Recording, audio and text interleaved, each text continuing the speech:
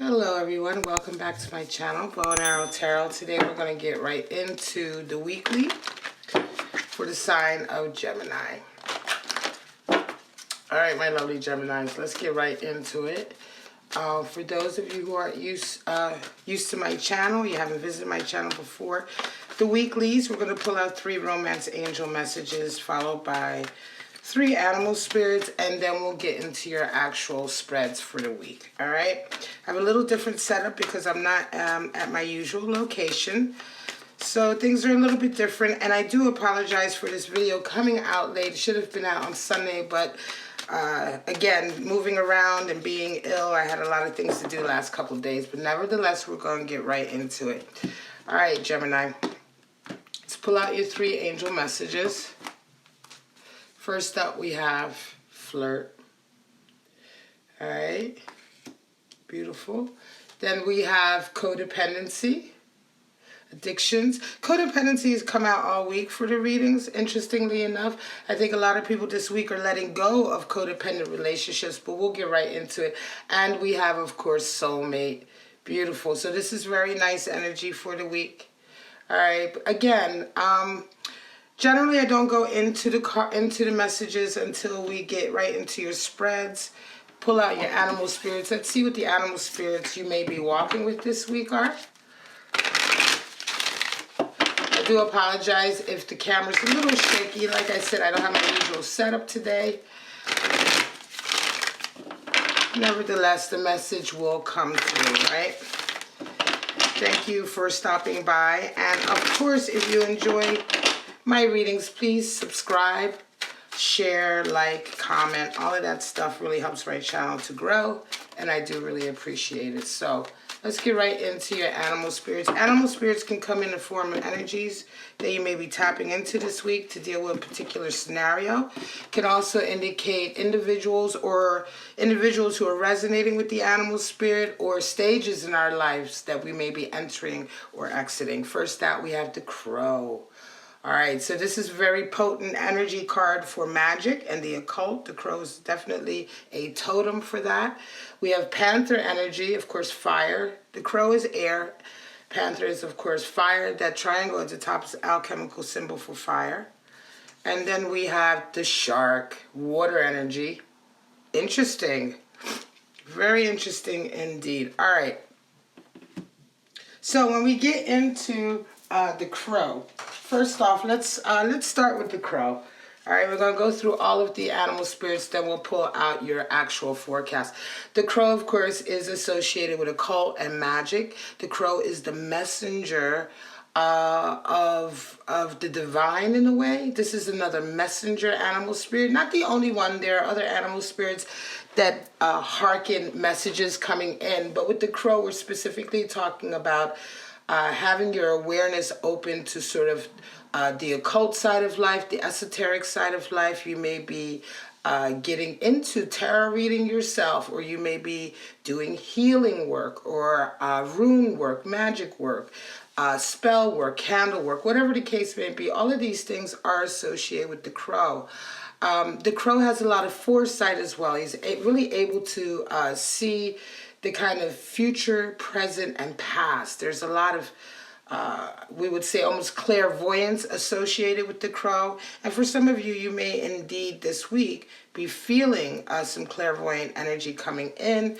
Your intuition may be riding very high, or you simply may be just looking at that side of yourself, interests of that side of yourself. Again, it could also indicate a very important message coming in. But we'll see once we pull your spread. Now, the panther is, of course, fire energy. The panther is quite interesting because the panther, of course, enters our lives with chaos, right? He kind of enters the scene, pounces, he causes a lot of chaos. However, the panther is sort of the purger, right? He purges, he annihilates things that are no longer necessary or meaningful in your life. Oftentimes when panther energy comes in, it does feel very chaotic. However, once the dust settles, you're in a better position, right? You've gotten rid of unnecessary things in your life that are holding you back. You may have the Panther, for instance. An example would be if you're living in a particular scenario. Say you have roommates, you're living in a house, and living there is comfortable, but yet at the same time, it kind of impedes your progress in other areas. Panther energy, example of Panther energy coming in would be, for instance, if all of a sudden there was some kind of event that caused everything to be disrupted in the house and basically to force you to move out, right?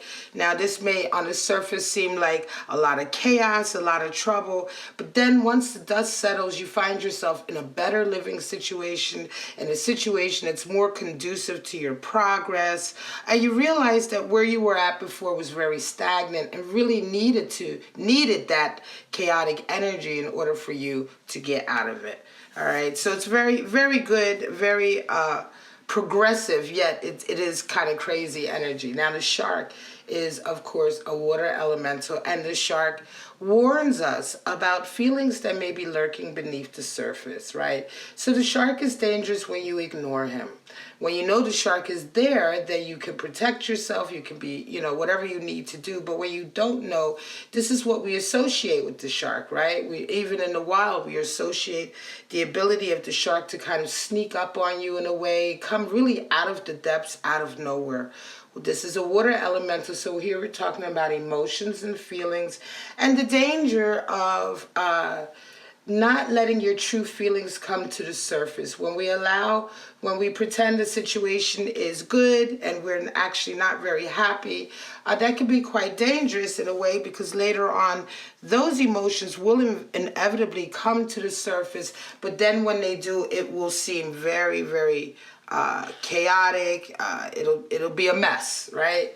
It'll be a mess because they've been festering. So shark energy definitely talks about expressing your emotions, and certainly expressing your emotions when you're not happy about a particular scenario. All right, so let's go ahead and pull out your 3-card forecast for the week. Now, we're gonna pull out anywhere from 4 to 8 3-card forecasts for the week, and these forecasts you may resonate with none of them or just one of them, right? Each forecast is a separate situation. They may be connected. You may resonate with more than one forecast. Sometimes the forecast can indicate stages. One stage and another forecast can be the same scenario but an advanced stage. It really all depends, Gemini, so just take what applies to you, and if it doesn't apply, let it fly, right? All right. Let's get right into your first 3-card spread.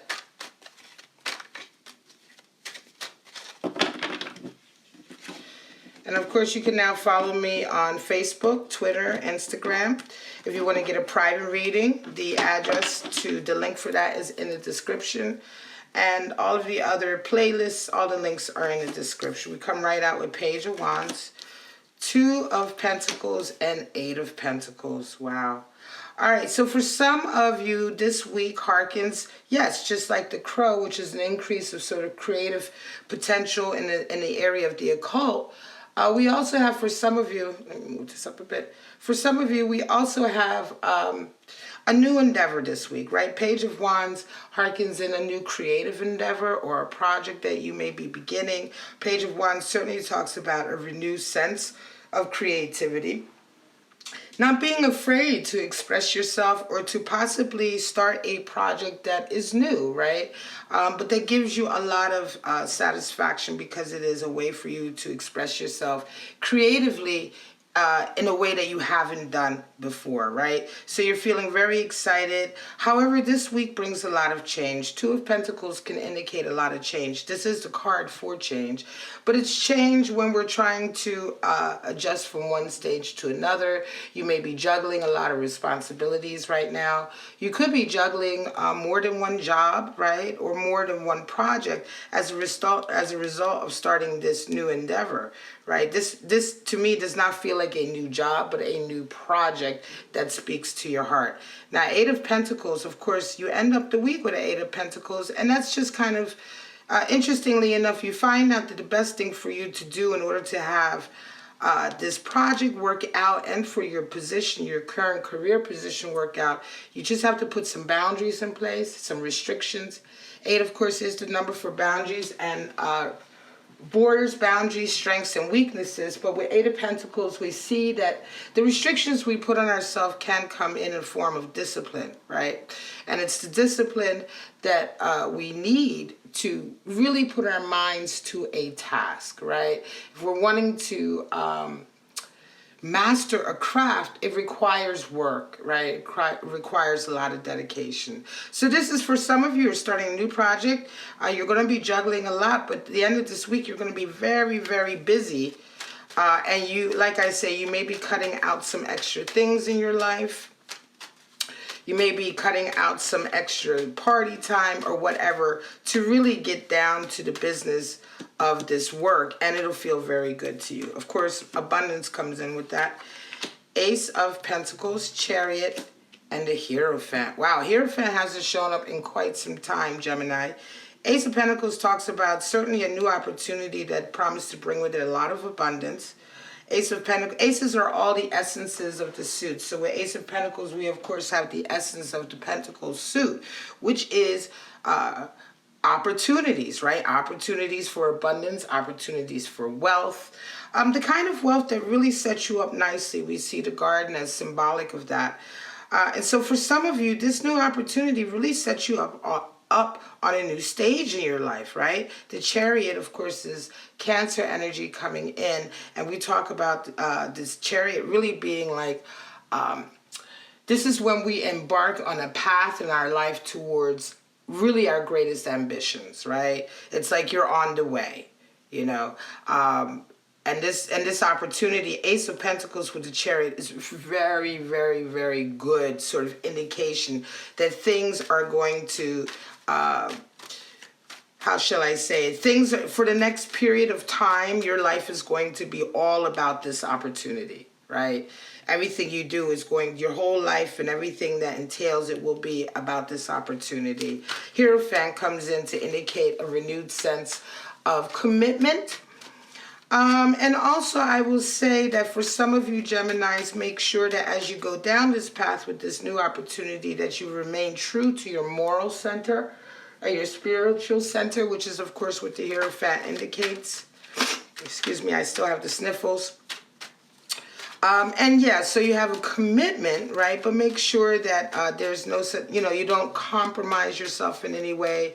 Certainly, this opportunity, the abundance and the reward that comes in will certainly come in even stronger as long as you don't compromise yourself. Of course, dedication is what's needed. This is a very, very good layout for someone who started, for instance, a business or who has just started on the path to a creative career. You may be a painter, a singer, a dancer, and suddenly you've gotten that contract. Very, very nice indeed.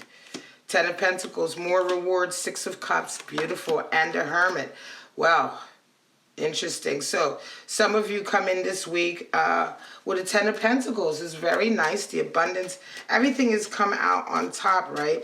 You've sewn up something. For instance, if you have been waiting for a sale to go through or a business partnership to go through, or perhaps the promotion or the job that you've been waiting for, whatever the case may be, this goal that you've been seeking, you attain it this week. And when I mean goal, I'm talking about like the ultimate goal, the abundance goal. This is certainly going to be in the area of your career or finances, right? It's like you've arrived. 10 always talks about completion, but 10s are also beginning of the next stage, right? So an example would be if say for instance you've been made, you've been working very hard at a company and now you've been made one of the presidents or one of the chairmen or one of the CEOs, right? So you've reached 10 is the completion. You've reached your goal, but now you have the next stage of your time being in that role, and you go back to an ace, a beginning, right? Even though it is a continuation of the path. That's the kind of thing that we see with 10 of Pentacles. It's a one stage financial or career stage in your life that reaches its goal successfully, but sets you up very nicely for the beginning of a new stage. Now, Gemini, some of you, while you're doing this as well, 6 of Cups comes in, and you certainly have a soulmate connection with somebody. It's almost as if, interesting though, you come out with a Hermit. It's almost as if you got everything this week. You got your business, you got your money, just top 10 with that. You've reached your apex, you've reached your goal, and you're reaching a connection with someone in terms of a soulmate energy. Interestingly enough, for some of you, this may be a little bit overwhelming though, because you end the week with a Hermit energy. So you pull away this week. I think you feel extremely reflective. This can happen oftentimes when we get everything that we want. It's almost, we're very happy, but sometimes there can be a sense of, not per se sadness, but reflection, right? Reflection, because we already know deep down in our souls, in the back of our minds, we know that whenever we reach a level of reward or success, inherent in that is a downside, right? Is perhaps a period where the success won't be there. And that's always kind of tugs at the other side of our minds, right? But nevertheless, you do end the week very contemplative and extremely spiritual in a lot of ways. Could very well be that simply because a lot of the things that you've been seeking come in this week, Gemini, you're just feeling very, very spiritual, right? You're feeling like everything is very divinely led, and it's certainly leading you into a period of deep self-reflection. Empress energy, 9 of Swords, and Page of Swords. Wow.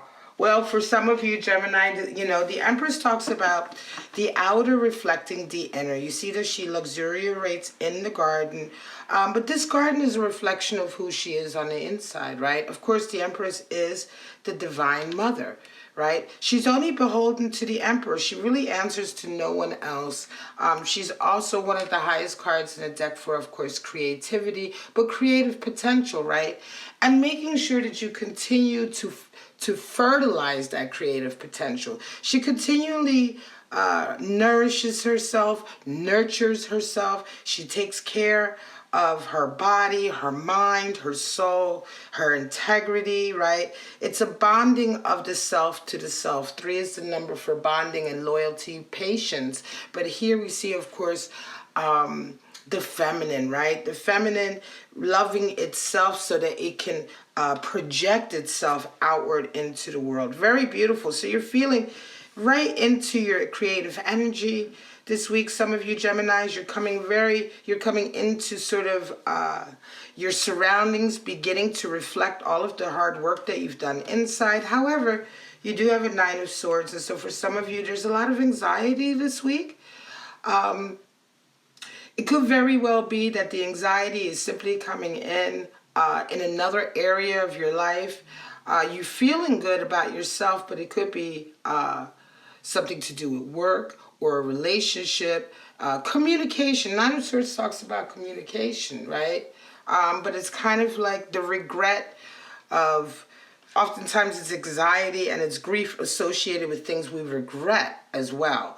So for some of you, I'm going to say it could very well be that now, perhaps up until now, you haven't really been feeling so confident, right? And it may be that you've been behaving in a sort of, you know, the energies that we associate when we lack self-confidence or self-esteem, or when we feel like we're being burdened by the outside world. We can exhibit a lot of emotions, and we can act in a way that we regret later, right? And it feels very much, Gemini, like somewhere in some area you're feeling good, you're on top now, but in some area there is something that you regretted, a conversation perhaps, or an action that you've done, and you feel regret for it. And a Page of Swords comes in because you want to have that conversation again. It's almost as if you want to go back. Now that you're feeling much better emotionally, spiritually, physically, it's almost as if you want to go back to whatever this event was and have a new conversation about it because you want to fix it. Moon energy comes in, Queen of Wands, and this is going to be the last spread, Two of Swords. So interesting, the moon's quite Piscean energy coming in. Of course, the moon indicates a couple of things. It can indicate a period, an area in our lives where we just don't get the whole, we're not aware of the whole thing, that's the whole truth, right? I'm hesitant to say truth because moon really talks about emotions. And so more or less it's like, you know, our emotion, we're not really sure what we're feeling. We're not really sure what another person may be feeling. It can be very tense territory, can cause a lot of anxiety because you know that this area in your life, you're going to have to go deeper into emotions. You may have to delve into emotions that you really don't want to face. And so it's a little scary, you know, especially if we're talking about relationships. Oftentimes this can also indicate not being sure where your partner's heart is at, not being sure how they feel and being anxious about that. But the moon again is also a testing period. And so sometimes moon energy comes in when we don't know everything about a relationship, but it's almost like a testing phase. Can we still handle it, right? Or are we going to flip out, right? Can we handle this walk in the dark? Because oftentimes if you do take this path under the moon, you find out that there was really nothing to be frightened of, right? Now the Queen of Wands comes in and she's very strong, Gemini. Queens are water, Wands are fire. So Queen of Wands, we have the watery aspect of fire, and she's one of the queens that can really handle a lot. She's faced everything. She's the queen of self-transformation in the sense that she's ready to face the troubles or the difficulties of life head on. She doesn't shy away from it. And so although you come in this week perhaps with some anxiety about a relationship, you're ready to face it. This could be a codependent relationship that you're realizing is now codependent because it is moon energy, and you're like realizing this week is the week that you have to deal with it, right?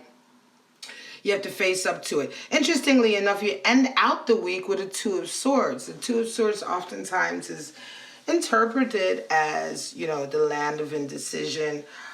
Two of Swords, yeah, it's when we feel like we're being given an impossible choice, right? You can see that the swords are exactly the same. She can't make a decision on the face of it, so she blindfolds herself and goes deeper and sees if she can intuit or feel a difference, and still she has difficulty making the decisions. The river of her emotions are running in the back, so you know that this, whatever this decision or this situation is causing her a lot of emotions, right? But the lesson with the Two of Swords is that it's not about choosing, it's about balance. Twos are all about balance and duality. They're not about making a choice. And oftentimes in the West, two cards or two cards of any of the tarot suits are oftentimes misinterpreted as a need to make a decision because, of course, you know, in the Western philosophy, it's always a value system. It's always about choosing one over the other, choosing the best, you know. But life is not really about that, and universal energies don't really work like that. It's much more about balancing a little bit of everything. And so here you find with Two of Swords at the end of the week, I think you will find that whatever this situation caused in the beginning, the anxiety that it caused in the beginning, you face it this week and you find out that you will come out of this situation the best as long as you can find balance, right? As long as you can find some kind of balance for yourself, right? This is going to be in the area, I believe, of a relationship, certainly, and it's certainly going to be about communication. All right, Gemini, this is your reading. I'm going to say this is actually going to be for today, the 29th to November 4th, instead of the 3rd, just because I did the reading a little bit late. And next up, we're going to get right into Libra and then, of course, Aquarius. So thank you for stopping by. If you enjoyed the video, of course, like, subscribe, and share. All of that helps me grow my channel. But for right now, Gemini, have a wonderful week, and I'll see you next week for the weeklies. Bye-bye now.